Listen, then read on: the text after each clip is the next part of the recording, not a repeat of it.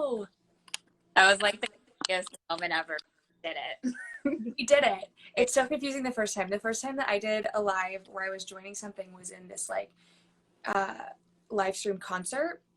And I was so nervous that I was just going to mess up the entire thing and like everybody was going to go off. And yeah. Anyway, hello. Made it out. So I already said a very tiny bit, but for those of you hopping on, Alden and I met doing Spam-A-Lot, the musical, and she actually just reminded me of this, that the way that we started talking about crystals was because she had all these crystals at her dressing station, and I was like, I love crystals, and then we started talking about it. And since that show, we've both kind of been going through I don't want to say going through, but like we've both been very much drawn to this type of work. And so I wanted to bring her on to talk more about crystals because she is a certified crystal healer and something about a master. What was it that you said? Advanced crystal master. So it's just like a next level certification. Yeah, she knows all the things, which is so exciting. So yeah, let's just hop right on and start chatting. So we talked yesterday a little bit, so we kind of have an idea of what we would like to talk about. So I'm going to kind of steer things in that direction. So how did you get into crystals and crystal healing and all of the things that you do? Yes, well, I've always been a very intuitive and sensitive person. Even when I was a little child, I was like highly attuned to crystals, very emotional. And I grew up in the backwoods of New Hampshire where the mountains are literally filled with quartz and fluorite. It's called the Granite State for a reason, you know. And then I moved to New York City for my acting conservatory, which I went to. And I never lived in the big city before. And I was just feeling like very tense and overwhelmed, and I was just constantly getting these energetic attacks, and I didn't know how to deal with all the energetic overwhelm that I was feeling. And then there's this really cute store on 48th and 8th Avenue called I love that store. Yeah, I know exactly what you're talking about. He's like this his name Carlos. He's the nicest. And I was there every day, and I just got really drawn to them, and I started hoarding crystals like a crazy person and like lining them around my apartment. You're like black tourmaline here for protection, and then clear quartz to clear the energy here, and things like that. And I just knew it made me feel a lot better. And I was like, okay, you know, I'm drawn to this, but I have no idea why I'm drawn to it. It just like, it feels nice. It helps me feel better, but it's confusing as to why. So I started reading as many books as I could get my hands on. I read a lot of crystal healing books by Philip Permute. He's a great healer in England. And then I started pursuing my crystal healing certifications because that was literally just the level at which I wanted to learn. And it emboldened me so much that I started practicing healing to help others out too. I love that. And I know we talked about yesterday how so much of our experiences have lined up in a lot of ways. And I actually was thinking this morning and realizing that it was right after Spam-A-Lot that I, like, things started to feel like they were spiraling for me energetically. And I started feeling like something had to change.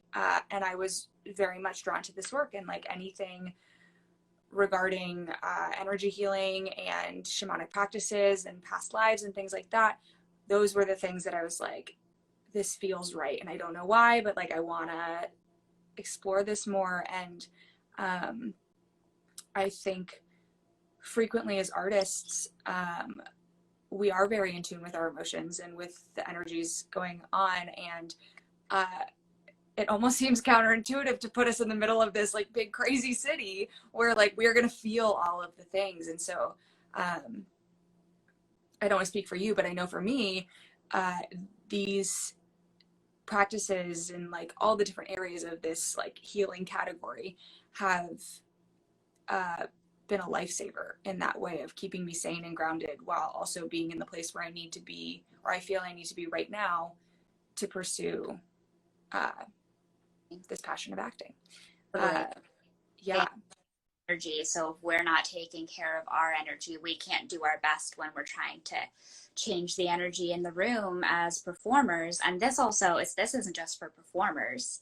Yeah. They definitely have like a distinct sort of niche in terms of knowing what it's like to be a performer who also is like hyper aware of one's energy. But it's about becoming the best version of yourself, keeping your energetic space, keeping your aura, which I'm going to talk about in a minute, the most grounded and clear and protected it can be at any given moment. And that's going to change day to day, so that you can move through the world at your healthiest and at your best. Yes, I love that. I'm so excited. Okay, so let's jump in more about crystals and everything. So, the first thing, can you talk a little bit about the science behind crystals and like how it works and like why it works and all of that? Actually, it's great because I got a question from one of my old high school friends, Laura, about this as well, and we were going to talk about it anyway, so it's great. So we all have an energetic field, an electromagnetic field around us. There is a bigger one around our brain, and then also one around our heart, and then like a whole sort of egg around us. And crystals have these too. They have what's called a torus. It looks sort of like a donut around the field. And it does depend on the size, how big the field is. So the bigger the crystal, the bigger the energy field. The smaller the crystal, the smaller the energy field. But that doesn't affect how well they work or how, quote unquote, good they are, because every crystal has a perfect crystalline structure that's super stable, super steady. I mean, with the selenite, you can see it has the lines in it, and that's the physical manifestation of its crystalline structure, which is down on like a deep, deep molecular level.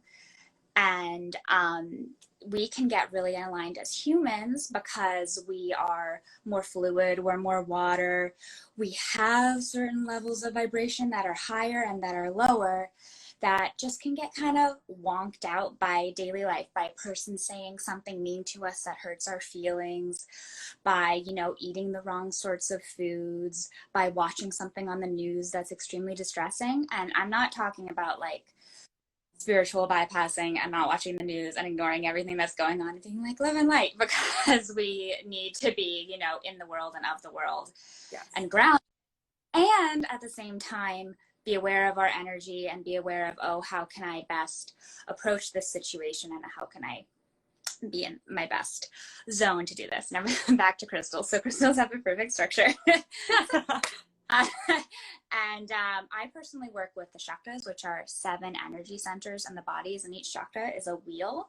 So there's one at the crown of your head, and one at your forehead, one at your throat, and one at your heart, and one at your stomach, and then one more in your lower belly, and then one base of your spine. And there are also lots of other smaller chakras, but those 7 are the main that I work with, and each of those vibrate at a different frequency. Think of it like a scale on a piano. And the way I like to think of how crystals work with our physical bodies and with our different energy bodies is they retune us, like retuning a piano. So I love that. We have this is my smaller amethyst. This is my favorite amethyst druze, and a druze just means it's connected to the bedrock still. And so this amethyst vibrates at the same frequency that the third eye vibrates. And if I'm a person who I have headaches, or if I'm struggling with my intuition, or if I'm having bad dreams, or if maybe even if my intuition's all crazy and like I'm seeing things, that means it's either underactive or overactive. And one can use amethyst to help retune their third eye. So the amethyst literally brings this energy center back to the normal, stable, balanced vibration that it needs to be. So I use different crystals with different vibrational frequencies that correlate to each chakra. And that's how they work. And you can physically see the energy field of each crystal, so with pendulums. And you can also do other things like sensing it with your hand. Your non-dominant hand, that's a little harder to do. Or you usually feel like a heat or a coolness. You can also use copper dowsing rods or electromagnetic testers. That's like really high level. I don't have one of those. You can see it'll start spinning around where the energy field of the crystal is. That's about how big it is. Cool. Where the circle is going. And then we have this bigger amethyst that I have. So same exact crystal, but bigger. That's so cool. I'm like totally nerding out right now. Literally, its energy field is a lot bigger. And I could actually, so this is kind of showing me how wide it is, but it's so, the energy field is so big, it goes out of the frame, essentially. And yeah, that's how crystals work. Their energy field and their perfect crystalline structure retunes your structure. I know, Laura, crazy, right? I'm right with you. I'm like, and it helps retune it. So it's like piano goes from an F sharp to just a good old F. Yeah. I love that. And I love that you use that analogy, because one of the first analogies that I was using when I started doing energy coaching and like teaching people how to use some of these practices for themselves in everyday life was talking about like voice lessons and how we literally are learning how to operate in a different way to create a different output. And it's the same thing with your energy. And I love that, like, using the crystals, you can use those to tune. I'm like loving this whole analogy that's all coming together. And really physically shift your energy. Yeah. And like, as you were talking about the third eye, I was like, because I have my amethyst, and I was like, I really just want to like put it up on my face. And like, I'm like, I could feel my third eye being like, ooh, we want amethyst. One of my friends struggled with really bad migraines, and I recommended she got like this sort of head crown thing. I literally for her, and it puts the amethyst right there, and you look sort of like, yeah. I love that. I absolutely love that. I'm looking at our list of things to talk about. So we've hit chakras, and then crystal energy and chakras. We hit that a little bit. Is there anything else? I think I hit the big points. Yeah, I agree. More information, look up the 7 chakras, look up Dr. Richard Gerber, like Gerber Baby, and his book Vibrational Medicine. I don't know if he has any relation to the Gerber Baby. That's just how you spell it. But Dr. Richard Gerber, Vibrational Medicine, it is a very educational book on the science of energy. Wow. I'm so excited to read that, because we talked about that yesterday. It's on my list. Amazing. So we have some questions. Do we want to do that before we do crystal recommendations? Yeah, let's do the questions first. Amazing. So one, and actually let's save that one, because that might be a great segue into crystal recommendations. We talked about like how they work. Mm-hmm. And then what was the other one? Let me pull up what it was. I know you had a few on your account too. Were there any that we haven't hit yet? I did. I had one from my friend Laura that I already mentioned, and she wanted to know how they work, so we answered that. And then I had another one from my friend Kate, and she wanted to know some crystals for menstrual pain. And so I don't have one here to show you, but a carnelian is for the sacral chakra, which is located with the womb center. It's a sort of orangey, fiery color stone. It's fantastic for menstrual cramps. I have this beautiful one that's like this size, and you see it's kind of even like a womb shape. And I literally, like, when I'm on my first like few days of my period or PMSing, my boyfriend can, without a doubt, find me on the couch, like in the dark, legs up, just a crystal on my lower stomach, and it helps a lot with period cramps. And another fun fact about carnelian, it's actually known as the singer's stone, because it's a stone of creativity and has to do with water. And while it's not connected to the throat chakra, it helps you like ground and sing more effectively. I love that. I'm gonna have to get some of that, because I don't have. Oh, I love it. My chinchilla likes crystals, so I have like a plate of just all these crystals, And when I first started letting him out, and I have like a blocked off play area for him, they happen to be there. And I have a picture of him like looking, like playing with the crystals. He loves them. For like a good week, he would just like go right there. That's fantastic. It's fun little facts about my chinchilla. Oh, animals are drawn to crystals. I mean, like, I literally will make a crystal circle for myself when I'm meditating. My dog just lays on them. Yeah. I love that. So one of the questions that I was trying to think of was, someone wrote, how do I even get started using crystals? So what would be a good recommendation for someone who's like an absolute beginner? A fantastic question. I think for someone who's an absolute beginner with crystals, it's very great to know how they work. So just listen to what that is, and then knowing that there's no wrong or right way to work with them. They're like, everything is good, you know? So you just get a crystal and be like, what do I do? What do I do? Just literally sit with it. If you meditating with crystals is a great way to connect with them. Also, take a bath with a crystal. Look it up before you put it in water, because like selenite, it's a little lower on the hardness scale and it will literally dissolve in water. So that's not good. And other ones like malachite are a little poisonous. So just like look it up on Google before you put it in the bath. But putting it in the bath amplifies its energy. So I have this rose quartz that I literally take baths with like every week. So baths, meditation, you can put it on your nightstand. I have my big amethyst next to my nightstand.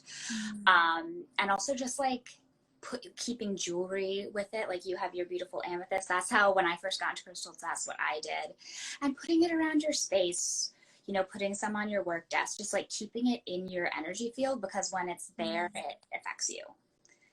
I love that. We had a question on the Zoom. How do you have any books for like crystal books for beginners? Grids by Hibiscus Moon is a great one, because it talks about the energetics of crystal. She's my teacher, and it also talks about how to make crystal grids, which is a great way to get into using crystals on a frequent basis. And then also crystals, and I believe it's called Crystal Healing by Philip Permute. He also has a great just sort of flip book with different like ways to use crystals and sensing crystal energy as you're getting into it. So Philip Permute and Hibiscus Moon, look up their books. Love that. Another question that I have a feeling that people will benefit from is, how do you care for your crystals? Yes, that's a great question. So there are a lot of ways to care for them. I say just keep them clean generally, like especially if you have it on your body a lot.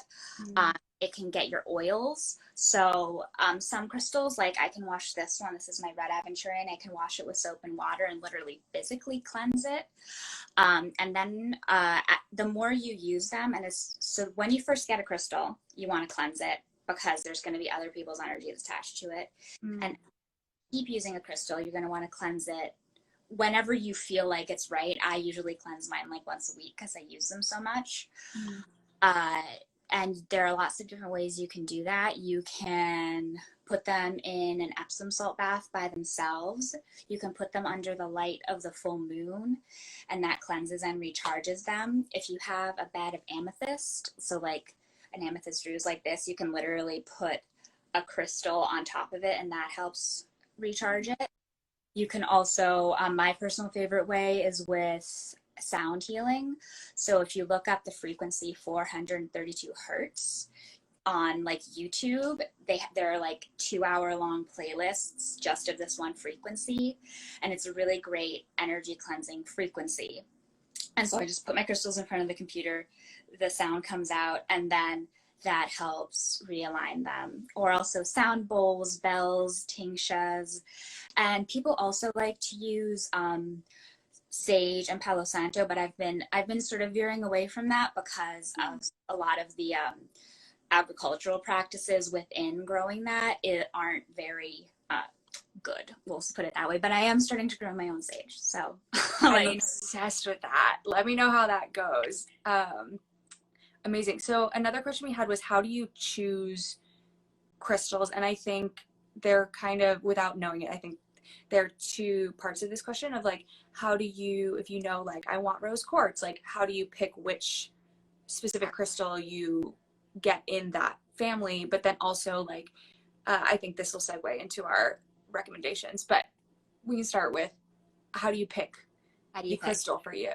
So if someone recommends one to you, like, oh, I really think your heart center needs some love and you need rose quartz, like, it's fine to get a quartz. I definitely will say that I personally prefer going to a physical store, but obviously. I know we froze. It's reconnected. Yes, you are. Sorry. My screen time limit was like, no.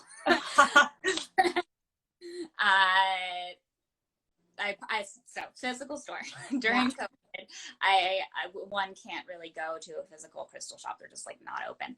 So there are a lot of great sellers on Etsy that sell small batch, and you can just get like a small tumbled $3 stone that's rose quartz, and that's great. And in the future, when one is able to go to a store, for instance, I found this yellow jasper in a store called Om Shanti down in Union Square in New York City. And I literally, going back to what I was talking about sensing energy before, when I put my hand over it, I can feel it sort of tingling there. And then I sort of felt this jolt of electricity when I picked it up, and I knew. I was like, this is my crystal. And my best friend, Kimmy, who I believe is on right now, I was like, Kimmy, I felt electricity when I touched this. And she held it, she was like, oh, it's nice, but I think it's, for you. Yeah. So you can really feel like you have strong pulls to certain crystals. And sometimes if I like need a hematite, which is a grounding stone, we like digging through the thing of hematite, finding the specific hematite that I want. That's just me being like really nerdy, really specific. There's no wrong way to crystal as long as you have intentions of, you know, really sense energy. And sometimes if you have a repulsive reaction to it, it means work with. It means it's like a shadow side of yourself that you're ignoring. Oh, you broke out a little bit. Were you saying it is something you should work with? Yeah, if you have a negative to a crystal, not like if you're getting depressed or sick or something, but like if you see a crystal and you're like, I don't like it, I don't want to work with it, it usually means that you have something in you, maybe a past trauma from when you were a kid, or just something in your shadow side that you're maybe ignoring. Like maybe you have a lot of anger, so you don't want to work with stones that heal anger because you just kind of like holding on to that anger. And that's why you're repulsed by this particular stone. So sometimes it's good to notice that, think about why, and then start working with that stone. That's so fascinating. I've never thought about that. And something's actually coming up for me as you're saying this, and I'm just going to ask it because we're here. I also have like my color preferences in general, but I've noticed that I do not have any crystals that are like red or like that deeper. The only one that I do have, it was a gift from somebody who was like, I noticed you don't have any, and so I like wanted to give this to you, and I've kept it almost like out of obligation because it was a gift. But like saying that, I just got full body chills, so I think you're really onto something. Yeah, I think so too. It's always that moment of like, yes, but also like, oh no, here we go. I'm convicted. Yeah, it's like, oh man, okay, well there goes my weekend. Can I just quickly speak to that? Yeah, please do. The red is connected to the root chakra, the Muladhara chakra, which is the one at the base of your spine. And I know for me, I've had to do a lot of work on my bottom three chakras, my root, my sacral, and my solar plexus, because I was really up here, like super connected to spirit, to my intuition, and you had mentioned earlier that you have a lot of air in your astrological chart. So you're almost all air. Like everything is like resonate stones are grounding stones. And so that's probably exactly why you're like, nope, because you just don't, that's not an energy that you're even used to. So I encourage you to like meditate with the one you have and friends with it. Yeah, it'll probably teach you good things. Yeah, that's like moving to the top of my to-do list. I can like feel the lower part of my body being like, like this is new, and that's been a trend this week of like new is uncomfortable, but we are in such a place of newness in everything, which actually kind of takes us into talking about what we wanted to talk about to wrap up a little bit of suggestions for crystals and experiences that people may be having right now and how crystals may help them. Yes. So crystal recommendations, and really quickly, I know I touched on this, but I want to make sure I specifically answer one more question. Someone asked for headaches.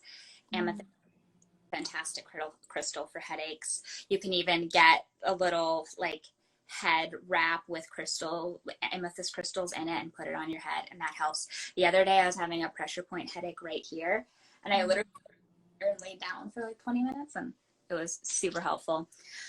So crystals for the current time, because we have our own energy bodies, but at the same time there is the collective consciousness, and there are a lot of messages and feelings that we're all getting. And during the pandemic, there's been like a very heavy depression energy, there's been very heavy anger energies, and for me, my heart's just like sometimes been feeling completely shattered. So as I mentioned before, I meditate with rose quartz in my bath like every week. And this particular piece is my little best friend. But rose quartz is the stone of self-love. It's the stone of unconditional love. It's connected to your chakra. And it just has this beautiful, soft, pink, loving, caring energy. And you can use it to send love to yourself and send love to others. So what I literally do with rose quartz is I just put it on my heart and breathe with it, and sometimes cry, because sometimes that's what you need to do to release the gunk. So rose quartz for supporting yourself and for self-love. And then, where is my little baby? Oh, there it is. And this, I actually got this one in Woodstock. It makes me feel like a hippie when I say it. So this is Smoky Quartz. And in general, things that are quartz based are the most powerful. I mean, quartz produces piezoelectricity, so that's like why quartz are inside of watches and things like that. So quartz is generally the best crystal to start out with when you're a new crystal person, because they're the easiest ones to sense, especially when it's like this and it has this natural point. You can, it's crazy, the energy's right there. And smoky quartz also helps with depression energy, and this connects with the root chakra. So even though it's not red, it could be a useful crystal for you, Madeline. I don't have any of that either, so. And it is super grounding. I like putting it in between my feet when I'm sitting and I'm working, just me feel more grounded and present in the current moment. And it also transmutes a lot of negative energy. Like right now I'm holding it in my right hand, and the point is pointing outwards, and so my right side of my body is the side of my body that the energy goes out of more, whereas my left side receives more, because my right side's my dominant side. And I can literally feel like gunky energy going into this crystal right now. And that's not a bad thing, that's a good thing, so means taking care of this crystal by putting it in Epsom salt baths and sound cleansing it so that it can retune itself after it's been retuning you. So smoky quartz helps ground and transmute negative energy. And then lastly, I haven't decided what my third one's going to be yet. Let's see. I'm going to... Oh, yes, it was going to be this one. Hi, this is Aragonite, and this has to do with your solar plexus chakra. It also can connect to all of your other energy centers, but I personally, in my work, find that it really resonates most with the solar plexus chakra. And it's helpful really for a lot of actors because a lot of actors have, and performers have issues with their solar plexus chakra. This is something interesting I found in doing my healings, because I do healings on a lot of performers. And I think it's just something to do with like your self-confidence being so constantly battered by all of the feedback you get, you know, and being like, oh, you know, so you got to work on giving yourself your own self-confidence, giving yourself your own source of self-worth. And I think especially during this time, this Aragonite's important because you can see how it shines out its light in all directions. And right now the world is really dark and difficult. And it's our time as healers and way showers and spiritual beings having this physical experience and learning something from this experience to really shine our light in every direction and show up. And so this Aragonite, it's great because, you know, you do your sort of self-care, self-healing with the rose quartz and the smoky quartz, and then this Aragonite helps you like bust out a little bit of action. Yes. So crystal recommendations for this era, and pretty much always as well. I love that. I'm like mentally making a little list in my head of like, oh, I can go buy this one and all the excuses. I did read a meme once that was like, I'm gonna go buy more crystals. My bank account, there's a pebble in the driveway. And I'm like, it's not the same, but I understand the joke. Yeah. Amazing. So if people are wanting to schedule a crystal healing with you, how would one go about doing that? Good question. Well, since the pandemic started, I've been offering distance crystal healings. So it's all done over FaceTime or some audio chat. Mm-hmm. And because we're all connected, so you can feel the energy and you can feel the healing. And if you want to find me, you can find me on Instagram at Alden Gagnon, ALDENGAGNON. And you can also find me at aldengagnon.com. And on both of those sites, you can click on my link on my Instagram and schedule a distance crystal healing with me. And there's also a distance crystal healing page on my website. And I'd love to schedule with you. And also feel free to send me any DMs if you have questions about crystals.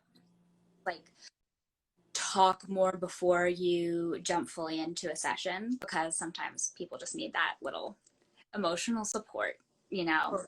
Totally. And I think sometimes, like, I've been doing and it's been really lovely to have a chance to like connect with someone before jumping into like an energy healing or something. And so I know, at least for me, it's been giving me an opportunity to kind of assess a little bit beforehand and like have a little bit of insight before we jump into a full healing, which I think is useful for both parties. Yeah. I agree. Yeah. Yeah. I loved this. Thank you so much for doing this. It's so much fun talking with you. And yeah, let's talk more about crystals sometime. I love this. Thank you. Amazing. And thank you for everybody who joined. If you are, I'm going to put a link to Alden's page in the comments so you can just like click down below. And I know I mentioned free consultations that I've been doing recently. I'm not sure how much longer that'll go. So if you are interested in doing that to talk about energy healing, then you can click the link in my bio and schedule that. And other than that, have a great weekend, guys. Get some crystals. Yes, go get some crystals. Wait, I have one more question. Do you have any favorite like Etsy shops or anything that does or that have crystals and or crystal jewelry? Mm-hmm. There is, my favorite place for crystal jewelry on Etsy is called Mobs and Monsters. It's kind of name, but I think it's cool. Mobs, like, you know, like riot or something. And they sell really cool hand-carved crystal jewelry. Also, Mal at Wingo Star Jewelry. Wingo Star, like Ringo Star, but with a W. She sells like this amazing crystal art and some of the most potent crystal jewelry I've ever gotten. She also, and then there's a great Black owned Etsy store, and they also have their own website called Chakra Zulu Crystals. I recently have tried to buy some stuff off of there, and they're like completely sold out because of the current global environment. Thank you, Laura. But once I know they're restocking, so also that, and frankly, most things on Etsy are really great, but those are the three that popped to my mind right off the top of my head. Amazing. I love that. Fabulous. Thank you so much for joining. This was so much fun, and we'll talk soon. Yes. All right. Thank you. Thank you. Bye.